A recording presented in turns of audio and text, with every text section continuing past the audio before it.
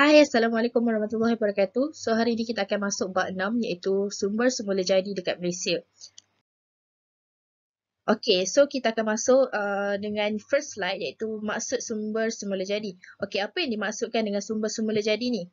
Alright, so sumber semula jadi ni merujuk kepada bahan atau punca yang terdapat di sekeliling kita sama ada di dekat permukaan bumi, dalam bumi atau dalam air.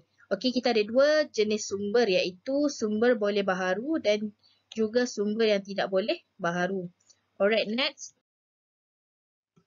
Okay, kita ada 4 sumber boleh baharu, antaranya hutan, air, tanah dan suria.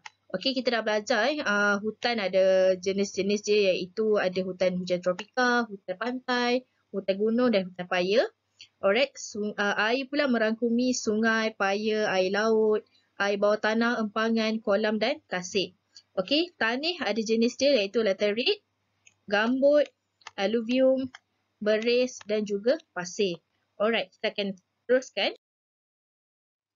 Okey, sekarang ni kita masuk ke sumber tenaga alternatif. Okey, apa yang dimaksudkan dengan sumber tenaga alternatif ni? Okey, dia bermaksud sumber yang berasaskan semula jadi seperti air, angin, suria, ombak, kolam air panas, sisa tumbuhan dan tinja haiwan yang dapat hasilkan sumber kuasa elektrik. Okey. Sumber tenaga ini bersifat mesra alam dan digunakan untuk menggantikan penggunaan bahan api fosil seperti minyak, gas dan arang batu. Okey, sekiranya kita menggunakan bahan api fosil ni tanpa perancangan, okey, bahan api ni akan habis. Okey, sebab minyak, gas dan arang batu ni adalah sumber yang tidak boleh baharu. Jadi, sumber tenaga alternatif ni adalah salah satu cara untuk kita gantikan penggunaan bahan api fosil ni. Alright, so contoh-contoh kita boleh tengok first kali penjanaan kuasa hidroelektrik. Kita ada tenaga suria seperti yang tenaga solar yang diletakkan di atas bumbung untuk dapatkan tenaga elektrik. Okey, kita juga ada tenaga angin. Okey, kita guna kincir angin. Okey. So, seterusnya, biomas. Okey, kita ada biomas. Biomas ni adalah tenaga yang dihasilkan daripada bahan buangan organisma hidup di dalam sesuatu ekosistem. Okey, selalunya bahan buangan haiwan. Alright. So, kita ada juga geothermal. Okey, geothermal ni adalah tenaga yang dihasilkan daripada haba di dalam bumi. Okey, kita boleh tengok dekat contoh dekat sini. Antara sumber tenaga alternatif di Malaysia, kita ada tenaga hidroelektrik dekat empangan Kenyir, Terengganu. Kita ada juga tenaga suria, pemasangan panel solar pada bumbung bangunan dan rumah. Kita ada tenaga biomas dekat Miri dan Seri Aman, Sarawak. Tenaga angin dekat Pulau Layang-Layang, Sabah. Okey, sekarang ni kita akan masuk kepada sumber tidak boleh dibaharu. Okey, seperti yang Mak sebut tadi, sumber yang tidak boleh baharu ni seperti minyak, gas asli dan juga arang batu. Alright, dah takkan ada dah kalau kita habiskan sumber-sumber ni, okey? Okey, apa maksud dengan sumber yang tidak boleh baharu ni? Okey, dia bermaksud sumber yang akan habis atau pupus dalam jangka masa tertentu jika penerokaan sesuatu sumber itu tidak dirancang dengan baik. Alright. Okey, dia terdiri juga daripada sumber mineral yang diperoleh dengan cara menggali atau melombong permukaan bumi dan kerak bumi. Okey, kalau kita tengok kan ada parents yang bekerja sebagai dekat Petronas yang cari gali minyak. Okey, minyak atau petroleum tu didapati di dasar laut. Okey. Seterusnya kita ada juga sumber mineral yang digali di dasar laut seperti petroleum dan juga gas asli. Alright. Minyak kereta yang kita dapat tu adalah hasil galian daripada laut. Alright. So, sumber mineral ni terbahagi kepada dua iaitu logam dan juga bukan logam. Alright, sekarang kita akan masuk satu-satu. Okay. Apa itu logam, apa itu bukan logam?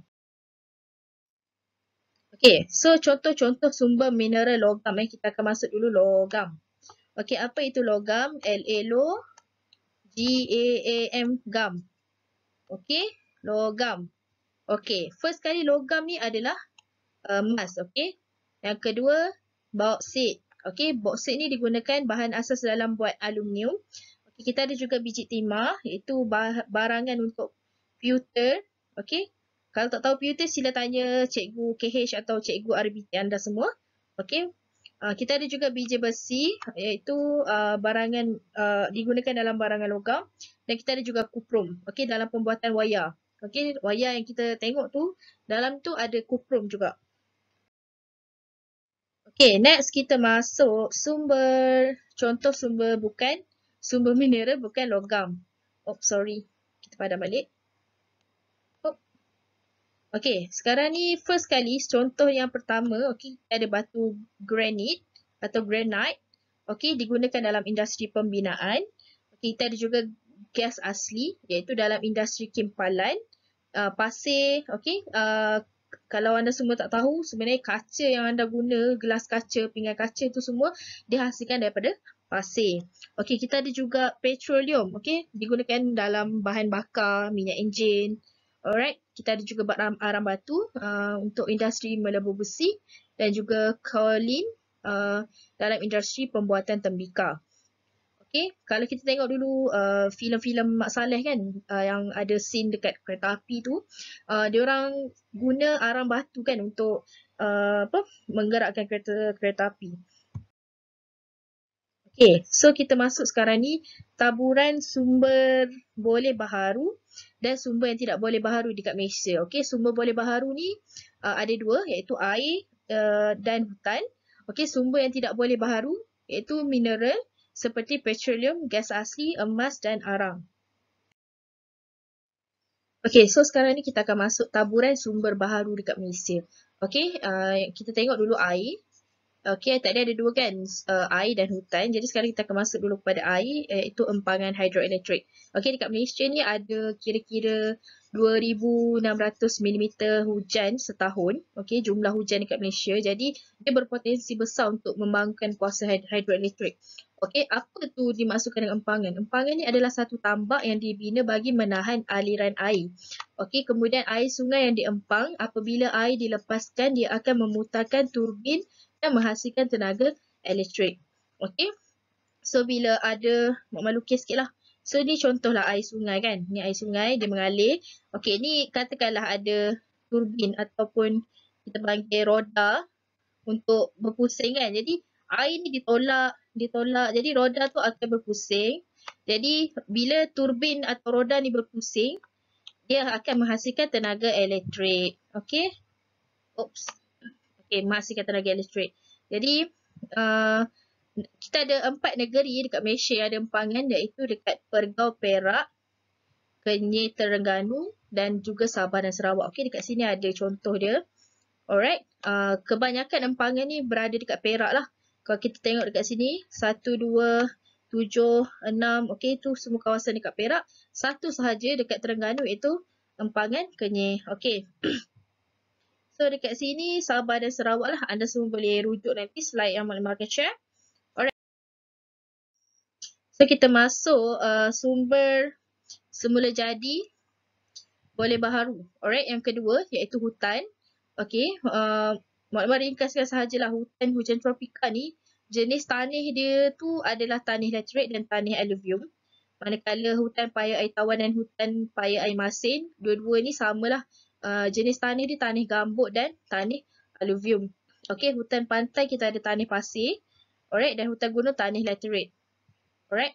So dekat dalam teks dia ada share tentang lokasi-lokasi dekat mana hutan hujan tropika, hutan pantai. Jadi kebanyakannya lebih kurang sahaja dengan bab-bab sebelum ni yang kita baca.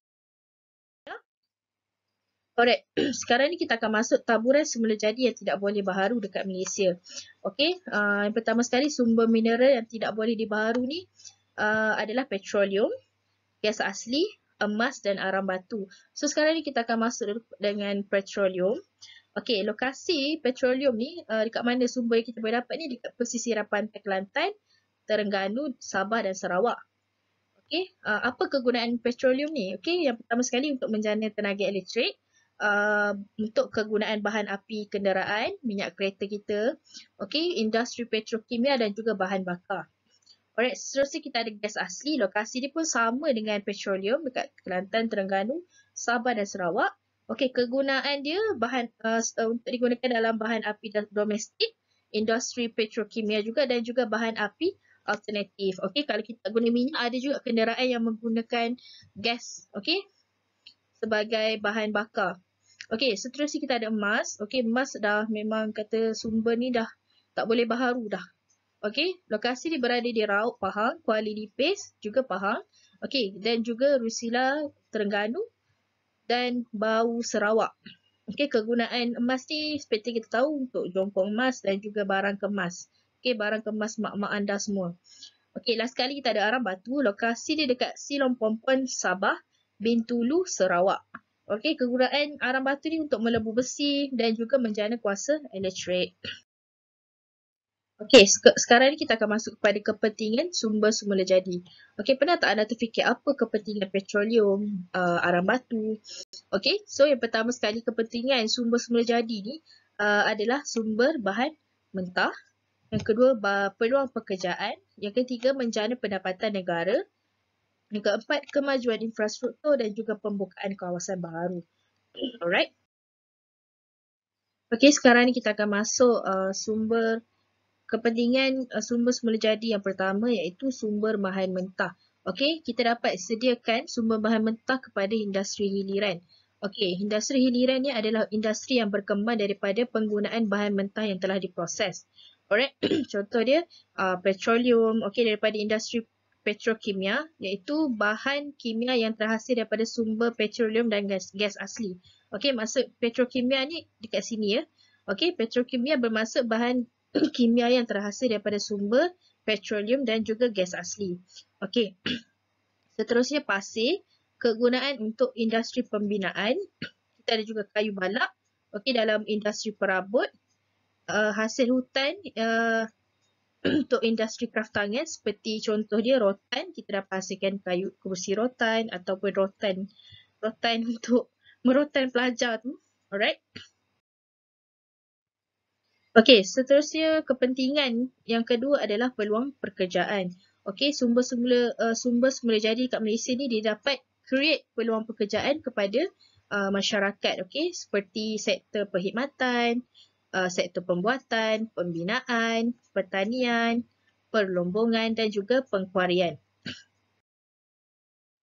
Okey, kepentingan sumber semula jadi yang ketiga adalah dapat menjana pendapatan negara seperti melalui hasil petroleum, jualan petroleum, gas asli dan juga kayu balak. Okey.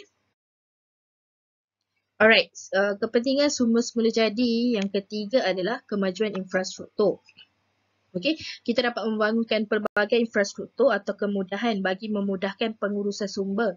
Okey, seperti jalan raya, pelabuhan, lapangan terbang dan juga landasan kereta api. Okey, sebagai contoh untuk memudahkan pekerja Petronas untuk pergi ke pelantar minyak untuk dapatkan minyak dan juga gas. Okey, mereka bina lapangan terbang seperti lapangan terbang Kerteh di Terengganu. Okey. Dan landasan kereta api juga dibina untuk angkut biji timah pada kurun ke-19. Okey, seterusnya kita ada pembukaan kawasan baru. Jadi dengan adanya sumber-sumber semula jadi ni, kita dapat membangunkan bandar-bandar baru yang dilengkapi dengan pelbagai kemudahan atau infrastruktur. Okey, seperti bandar Kerteh dan Paka, Terengganu. Okey, sebagai contohnya mereka bangunkan Mesro Mall, mall dan juga R&R. Okey, dekat Bintulu dan Miri Sarawak, sedangkan Sabah pun kita dapat bangunkan bandar-bandar yang baru dekat negeri-negeri tersebut. Okey, alhamdulillah kita dah selesai belajar bab 6. Okey, Maklimah harap antum semua dapat faham apa yang kita dah belajar pada hari ini. Jadi Maklimah amanahkan semua untuk baca slide dan siapkan nota minda berdasarkan slide yang Maklimah share. Okey, dan juga siapkan buku aktiviti bab 6. Okey, Maklimah akan share skema jawapan dan juga anda semua dijemput untuk jawab Kahoot. Okey, Maklimah akan share game pin ni dekat WhatsApp. Okey, itu sahaja daripada Maklimah. Okey, kalaulah ada sumur di ladang, bolehlah kami menumpang mandi. Kalaulah ada umur yang panjang, insya-Allah kita jumpa lagi. Okey, wabillahi taufiq wal hidayah. Assalamualaikum warahmatullahi wabarakatuh. Bye.